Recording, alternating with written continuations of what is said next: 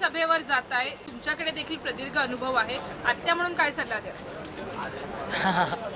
एक तर एक गोष्ट आदरणीय पवार साहेबांनी जी मला सांगितली ती मी प्रत्येक राज्यसभेवर गेलेल्या किंवा निवडून आलेल्या व्यक्तीला सांगत असते की लोकसभा आणि राज्यसभा कान उघडे ठेवायचे आणि कमी बोलायचं.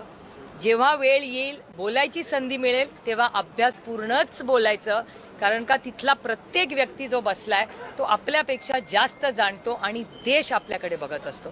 त्याच्यामुळे खूप जबाबदारीचं काम आहे. तर आदरणीय पवार साहेबांना मला ती सांगितली होती. आणि एक गोष्ट मी आवर्जून सांगेन की लोकसभा जेव्हा निवडून गेले ना तेव्हा मी पहिल्या दिवशी लोकसभा लढल्यावर आदरणीय पवार साहेबांनी मी नेहमी कारपूल करतो, ते एकाच गाडीतून पार्लमेंटला जातो.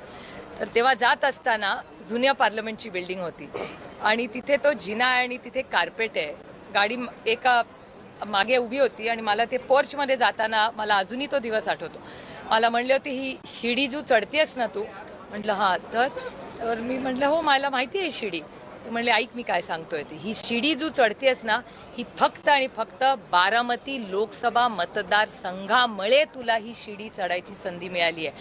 त्याच्यामुळे जेव्हा जेव्हा चढशील तेव्हा या गोष्टीची जाणीव ठेव की ही संधी तुला फक्त आणि फक्त बारामती लोकसभा मतदारसंघामुळे मिळाली.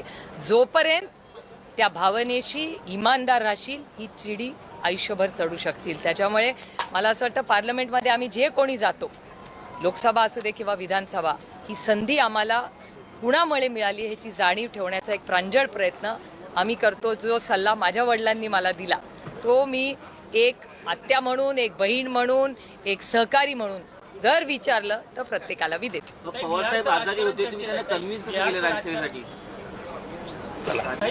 कुछ तो चीज़ी प्राइवेट होती है घर में. हिंदी में जानना चाहते आणि या पार्टीची इच्छा होती. हिंदी में जानना चाहते नामांकन दाखिल हो चुका है. बिहारशी संबंधित एक प्रश्न आहे. नितीश कुमार देखील राज्यसभेत जातात आहे.